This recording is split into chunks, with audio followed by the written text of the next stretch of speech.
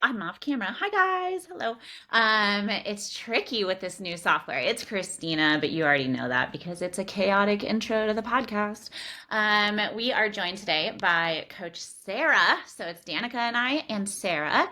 And I'm super excited because we're going to talk about good old period stuff. So, men, if you find that weird, today's not your day. Go away. Also, it's not weird. It's normal, which is what we're going to talk about. Why you should be having one, why you should not be seeing it as like not a biggie if you don't, and then how we kind of protect it and make sure our clients are in a good spot when they're dieting, but particularly post show. So, Sarah, why don't you say hi and kind of fill us in? Because this topic, is based a lot off of your life right now. Exactly. Yes. Hey guys. Happy to be back on the podcast with you ladies today, talking about periods and your cycle and everything. So, yes, I am currently about 11, 12 weeks post show. Junior Nationals in June was my final show of my bikini career, so I'm officially retired. Yay! And I did, like most clients, not every client loses their cycle, but most clients do at a certain point in their contest prep journey, or maybe they've been dieting for a long time. Lifestyle clients this could happen to you guys as well. If you've done like a longer dieting phase, like 20, 24 plus weeks, and you've gotten pretty lean and everything as well, it's like something that, could happen to our bodies just because we get a little bit leaner. Our body's like, we're not in the best spot right now to have a baby. We feel like we're running from tigers and bears too much and there's not enough fuel going into our system. And so yes, we lose it. So I lost mine. I think I had it in March and then I just got it back last week. And so I'm like having a period party just because it's wonderful when it does come back, because that, like we're going to talk about today, is a lot of positive things. And that means a lot of positive things, especially being post show, post diet phase. A lot of good stuff going on there. Yes, indeed. Danica, I saw you got that pencil going. You already got notes for us? Um, yeah, I just had so many questions. Um, well, first, congratulations, because I think it's such a beautiful thing. A couple of things, like your, uh, I guess, transition into what you want your life to be now, and then embarking on that journey like wholeheartedly and really understanding what is important for you to be on that journey and what variables need to be kind of given energy to, and then getting your period back because I feel like a lot of people, there's, I have heard that some people really celebrate when they don't have their period. And let's be honest, it's never, I think when we get our period, we're not like, oh my God, this is going to be a glorious week. I can't wait for these symptoms. But it honestly means that your body is in a better place. And that's really exciting. So, congrats on that because it's awesome when things kind of, when you put in the work and then you see the results that you're striving for, right? So that's amazing. And then another, I guess, a question that I had was, in the past when you've done preps, has this always been the case where you have lost your cycle? Because like you said, some people don't lose their cycle during a prep. Yeah, and so I would say my 2023 prep, I feel like that was much more stressful on my body. I noticed more things like my nails were a little more brittle, my hair was a little bit thinner, and it took me longer to get my cycle back. I still ended at the same show, Junior Nationals, because I love Chattanooga. It's a great show. But then it took me until almost November, December to get it back. And so it was a longer recovery process. I was still as diligent with my reverse diet, all the tips we're going to go through here today, but it just took a little bit longer for my body to fully recover. And so that was in my brain kind of going into 2025. And I'm just like, look, I'm going to try to manage my stress levels maybe a little bit better, and do some different things, especially regarding stress, because I know, like everybody else in the world, we have higher cortisol sometimes when we're a little bit leaner, inflammation, all those kind of things. So I tried to manage at least those symptoms to hopefully put me in a better spot post show. Again, we never actually know, but my hair didn't get as thin this time. My nails were actually really good. I continue to take things like biotin and supplementation for that. But then also I managed my stress better, I feel like, this time around, because I also knew it was going to be my last season. And so I was like, give it all, but I want to put my best foot forward, because it's like, if I'm going to be on that stage one more time, I want to make sure I go out the way I want to go out, but also I put myself in the best possible spot health wise. We know when we're in the depths of contest prep, it's not, as you've mentioned, Danika, in the past, it's not our most vibrant self, which I love that term, because we're not excited. We're not doing this all day. We're not like, we're just counting our minutes on next meal. We're focused. The blinders are on. And then when those come off, we have to have that normal-ish life to return to, and getting your cycle back and working on those kinds of goals post-show, I think is very important, to make sure that we are in a healthier spot long term, because we all consider the health of our athletes to be the number one thing that we concern ourselves with. Yeah, and I mean, when amenorrhea happens because of low energy availability, it's not, it's a signal of what else is already happening, right? So by the time we get there, by the time our hair is thinning, our energy is low, our nails are brittle, our period has stopped, and things like that, these hormonal things are already at play. And the big concern there with why we want it back to them, like why we want this happening again, is that can snowball fairly quickly into things like, bone density issues, and like long-term things where we're having injuries that, now it's like, well, why are we having all of these problems in menopause? Well, it's because we messed with our periods for a really long time beforehand. We've thrown things off, and it has, like, outside of the bone density, of course, now I'm having a brain fart. But your mood, a lot of psychological things, moving into like a cascade of the different hormonal effects where now we're seeing different issues. One of the things I'm always telling clients is like, we don't want to egg on perimenopause or menopause either. Like, so it's one of those things that if you're putting yourself like into a borderline shitty situation, you can just like jump on in. You might as well just commit. And it's not fun.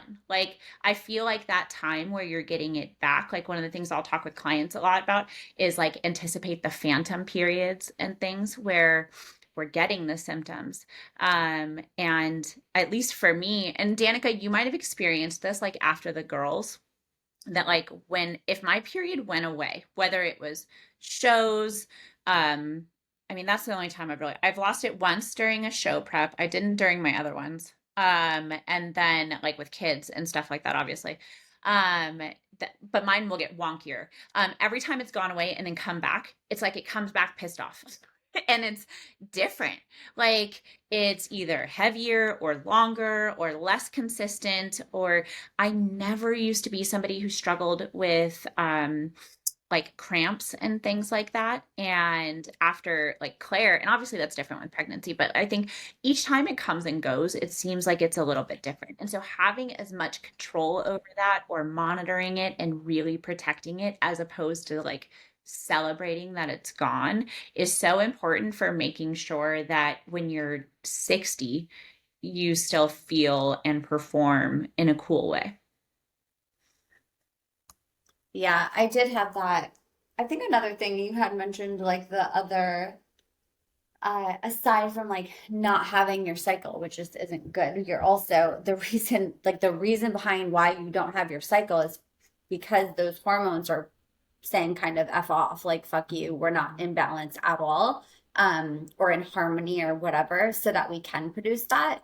And then recognizing that there are so many other things that are impacted. Like, there are so many other things. I think the worst time for me was when I prepped. We talked about this on the podcast, but when I prepped for the Arnold, and I like continued to prep. So I did the Orton Cup, and then I continued. So that was October, and then I continued to March.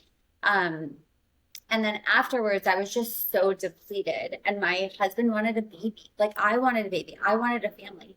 And my OBGYN was like, no, like, I'm sorry, no. Gonna happen. Yeah. And it was she was like, well, you don't have your cycle. And I said, well, what do I need to do? And she had given me like a number of like on the scale. She was pretty straightforward about things. And we measured like where we did an internal ultrasound to see where my uterine lining was. She was like, well, your hormones are postmenopausal right now, and there is no uterine lining. So you will not make a baby. Like, the miracle of life does not exist for you right now. So like, do you want to keep this going and miss out on all those other things. Like, you got to do some work in order to get there, in order to have that miracle of life and all the other things. Like, your bone density is going, your digestion is a little off. Like, estrogen is a very protective hormone. So for us to be like, I don't really need it. Like it's super Yes. for Yes. your brain, which is why we see a lot of those things happen with menopause when those start shifting and stuff like that. And then all of a sudden we just feel stupid. And it's like, you didn't go dumb, like you just lost this protective like layer, right? And I think it's really easy, especially like we're at that time of year, right, where we're getting to like the very big serious stuff with shows. I honestly, that one of the things I was most excited about, I had a client, little plug, she won her pro card this last weekend. But we have competed every summer that we've worked together for 3.5 years. She has consistently done the national circuit, and like now we're done. We've done it. And she was like, what's next? And I was like, you sit the fuck down and we grow. Like, we are going to eat for a really long time. We're not doing crazy cardio. We're going to be nice to your body and let her look at the pro card. To try and build that time back in, because with what Danika said, it takes time to rebuild that uterine lining. And so even if you get that first period back, that doesn't necessarily, like, yes, it very much could mean that you're ready to go. Watch out. If you're like postpartum, you can get pregnant then. But on the flip side, like we've mentioned like the bears and the tigers and things like that. But if you think about it from that standpoint, that's really what your body is experiencing, is that it's inside like, I don't know what the fuck's going on out there, but the last thing I think we should do is introduce a tiny person to this situation. And so you're going to be moody. Like, okay, if anyone here was ever on Depo Provera, the shot, like let me know in the YouTube comments, because I was on that almost the whole time I was in the, well, not the whole time I was in the Navy, because I had Riker then. If I wasn't at babies, I was on the Depo shot because ADHD, I'm not taking pills every morning. So I did a shot once every 3 months. I didn't, so it has you not get your period while you're on that, right? And I know a lot of doctors, and listen, if there's somebody out there listening who can explain this more to me, I would love it. But you know how like they'll put people on birth control and say, just skip your period, and then you never develop that uterine lining because you're staying on stuff, right? So it's the same situation. You don't have a period because the medication is making it so you don't develop the lining. But like, they also came out and later on, they're like, if you were on Depo, like for longer than this amount of time, go get your bones checked. And at the age of 24, at that point, I had been on it for 4 years and no doctor had ever brought up the fact that you weren't supposed to be on it for that long. You're not supposed to actually get more than like 3 or 4 Depo shots in your entire life. Like, and then they're like, get something else because it leaches the calcium from your bones. And so you're not having periods, which already directs you more towards osteoporosis and bone density issues. Then the medication itself was like promoting it. And so when I did go into the Navy, I got horrific stress fractures and had to get like a DEXA scan to see like my bones. And I remember looking over and being like, what are all those holes? Like my bones literally looked like a fucking sponge, like that kind of cellular structure. And they were just like, you're really lucky. This is all that's happening. And it was from running in steel-toed boots. And like over time, I was able to get it better. But a lot of it came down to food and not consistently dieting and being intelligent. And it worked for me being in the Navy at that point because I didn't have cell phones. I didn't have a computer. I couldn't track shit. I was surviving off of the 10 minutes we got to eat and stuff like that. And so, you know, just had to get back to a place where I felt good and I couldn't manage it. And like, that's some of the stuff that makes me nervous sometimes with flexible dieting. It can be so amazing and it's always going to be my favorite tool. But then I also think, and sometimes in those situations where we need to get it back, it can almost work against us if we're being neurotic and trying to manage the numbers instead of managing the symptoms. Right. Yeah, I absolutely agree with that. And I would even say too, if you are trying to, like, your body when you're in that state, your body already doesn't trust you. Like, it's like, Yeah. this isn't like, I'm not going to trust the thing that you're doing. So like, it doesn't just take like a sandwich. Like it doesn't just take one intuitive day. Like it takes a little bit of time for your thoughts to kind of shift, your body to trust again, and to be like, oh, she's really serious about this. Like we've shifted and pivoted in a good direction. And like she actually is not gonna have us run anymore from the tigers and bears. Like we're actually good. Y'all hear that? Hormones. We're actually good. You can come out now. Like Right. Come out and play. Yeah, no, that was huge for me, like post show, and post season as well as far as that mindset shift, because we're so blinders on, we're so rigid with ourselves during contest prep, as we should be, and we want to give our best effort every single day to give our best on stage. That's what we do. But when we remove that carrot in front of us, it's like, okay, I put a new carrot in front of me. I was like, I want my cycle back. I want to feel normal again, because I had no clue what that even was during prep season at the end there. And so we think we know what it is, but not really, because when you get that energy back, when you start fueling your body, which is the biggest thing that I tell my clients, I'm like, we have to transition over. We have to nail a reverse diet. We have to increase the calories over time. We have to increase our nutrient variety over time to where our body is, because at the end I was eating romaine lettuce and zucchini. Like, okay, that's not the most nutrient dense, fibrous dense things in the world. Like, incorporating those kinds of new foods, challenging your mindset around those fear foods, because we all have them as well, and incorporating in untracked meals. Those were like the three big things that I did in the opening weeks post show, immediately shifting that mindset and immediately increasing my food slowly over time, because we know we do increase food during peak week, which is fantastic, close to our refeed numbers. So that kicks us off strong, but there's still that element of that rigidity. But I knew I needed to be consistent enough with it and nail it enough to give my body that consistency that it does need. Because it can't just be like you said, Danika, like one day, oh, one hamburger, okay, cool, we got it back now, we're good, iron, yay. But it's like multiple weeks of just allowing my body the time and giving it the fuel that it needed during that time frame. I think that was one of the biggest things. And then, I do, if I had a fear thing, it is of dietary fats. I'm not like a dietary fat person. I did take out dairy during contest prep because I wanted my nut butter more than I wanted my dairy, my cheese. And so I slowly incorporated that back in, but like challenging yourself with that. And that's what I love when you talk about that, Danika, about the catch, challenge, change of the mindset regarding those kinds of fear foods that we may be like, ooh, I had this in the past when I was, 20 pounds heavier and I thought I got fat over it, but I really didn't. It was more so just about the calories. Yeah, the fear is such an interesting thing too. I think like specifically with post show, there's a lot of uncertainty that really plays a huge role in where our like mind kind of leads us to, right? Because I think with a show, with like doing a prep, there's not as much uncertainty. You're gonna get lean. Like that's the goal, right? Is to drop weight, if you have to, get leaner, like, but you see, and to be honest, have you ever, like, if you were to just like be somebody that wasn't involved in the fitness world and you were like, what does competition prep look like?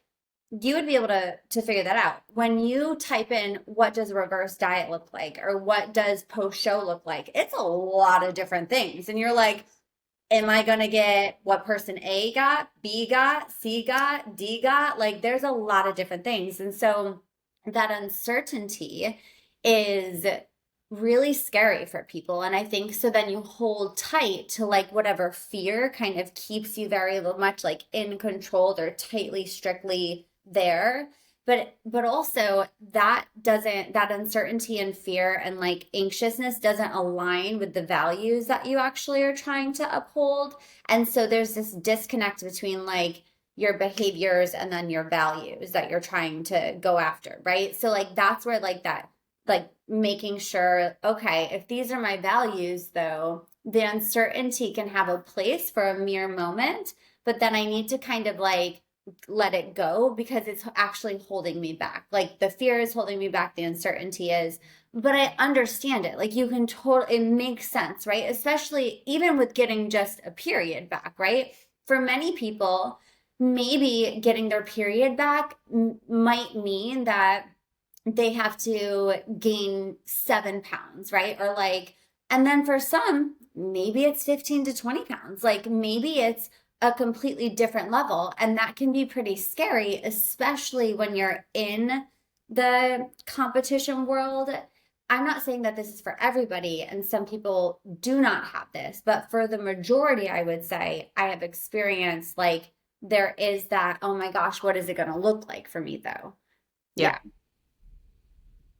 Yeah, that was exactly. a And lot. so That was a lot of no, stuff. I like that. I like the fact that you allow people to be like, okay, have your anxious moment, because trust me, I've had a lot during my reverse diet, and being like, but if I have this goal and I kept putting it out there, being like, I want to get my cycle back, it's very important to me that that does happen in the time frame that it's supposed to happen. So it's like, don't stress over it, because we know what that does. It just delays the cycle of actually coming back again. But it's like, if I do have these kinds of goals, then I need to expand out my food range beyond my normal prep foods. Like I'm all about incorporating your prep foods for the first couple of weeks and then expanding it out again as your macros go up. But I think it's very important, yes, to align your actions with your goals. We have to do that. So if my goal is to get my period back, I can't be eating, 1100 calories and doing 90 minutes of cardio a day. Like with that, it's not going to happen at that point, just because I want to have shredded abs and look lean and those kind of things. That's also what we deal with as well post show, as far as like we've seen ourselves this way for so long, because I was stage lean. My first show was in April. So from April, May, and June. So for like 12 solid weeks, I was like stage lean. And it's like you see yourself that way, but then it's like, but my goal is now this. And so it definitely is like it's a mind fuck. And it really is. Did Yeah. you say how much you've gained back? I think I missed that. So I am, what am I, 107.6. So I'm like 4 pounds up. So I'm 5'1". So that is a decent amount of weight on a 5'1" person. And so yeah, that's what I've gained in the last like 12 weeks. So Yeah.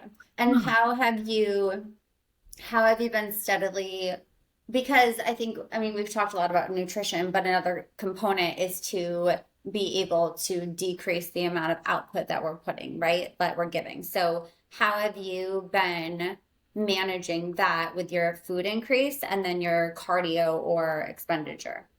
yeah, and so we walked down cardio. I think my highest was like 2 hours during the depletion weekend, like most people, as well. And then, but we walked it down during peak weekend. I think my reverse started around 45 minutes, 5 days a week. I'm now down to 5 days at 20 minutes.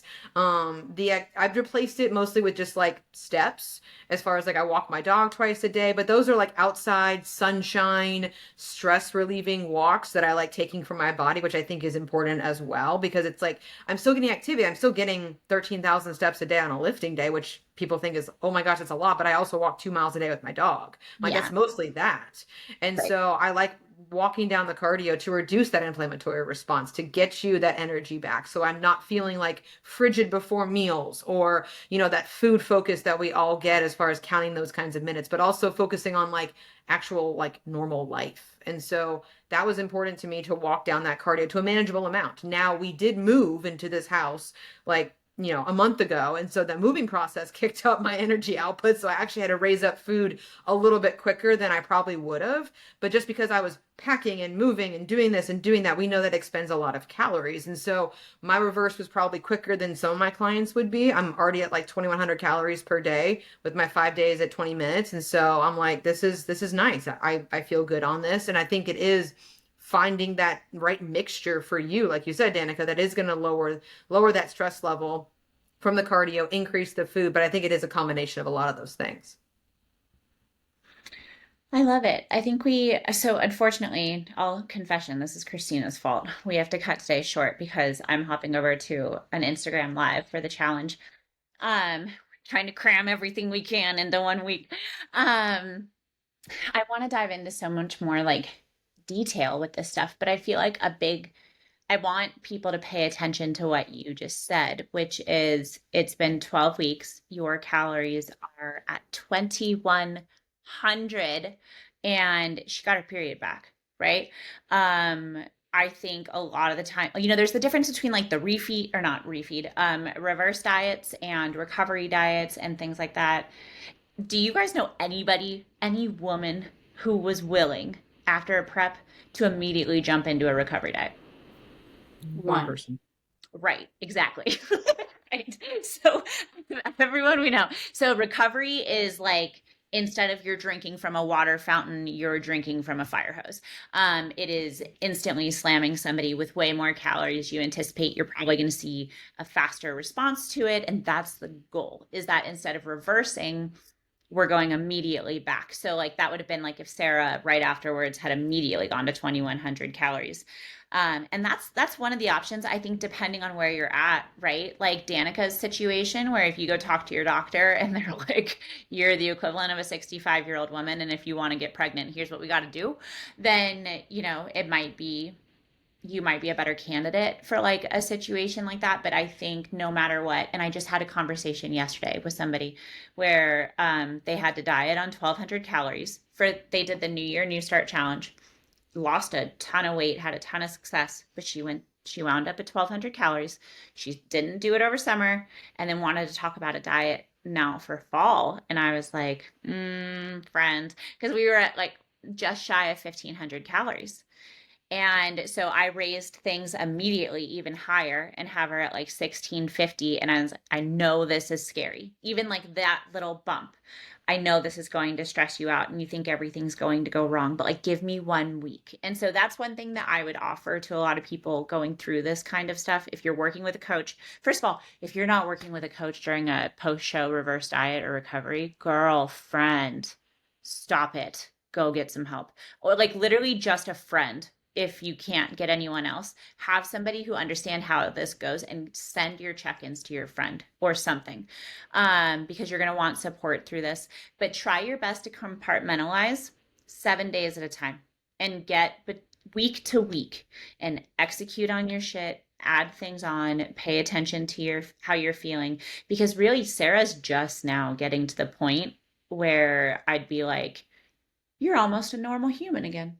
Like, that like 12-week point, but people think it's going to be 6 weeks after. I mean, there's a ton of competitors out there, and I know you're listening.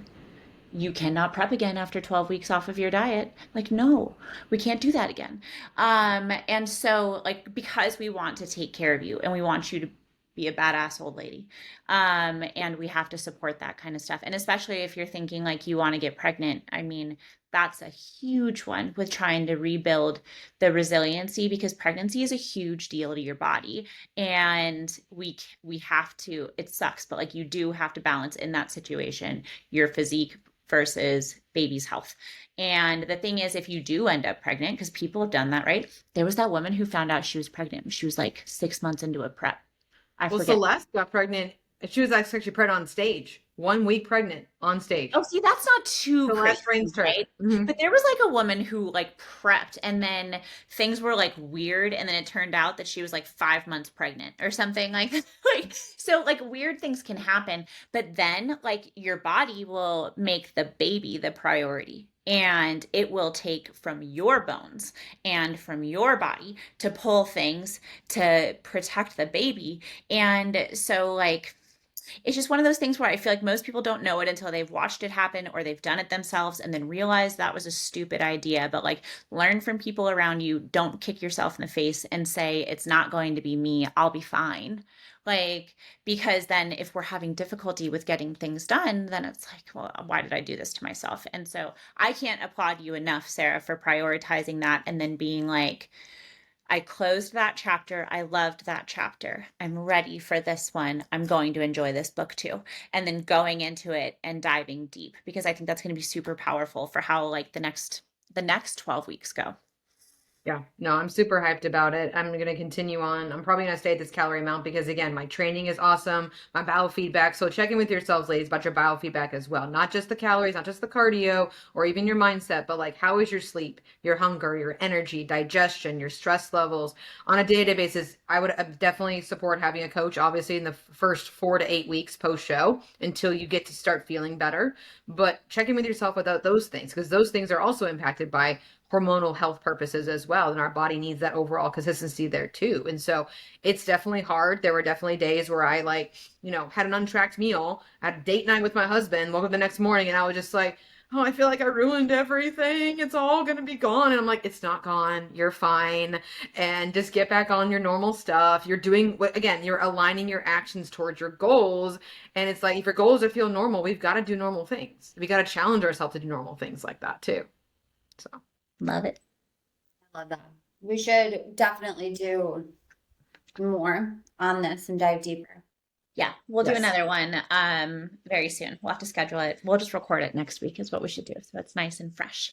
But it might be separated by one episode. So we'll keep you guys posted. But any and all questions, please put them down on the YouTube channel. Put those for us and we'll make sure that we cover them. Any stories, any things like that. Like we want to make sure it's very conversational stuff. So let us know if you guys need us at all. You can always find us at our first name at prophysique.com, or like I said, drop comments here. I go and check them and let people know if I see anything crazy. And take care of yourself.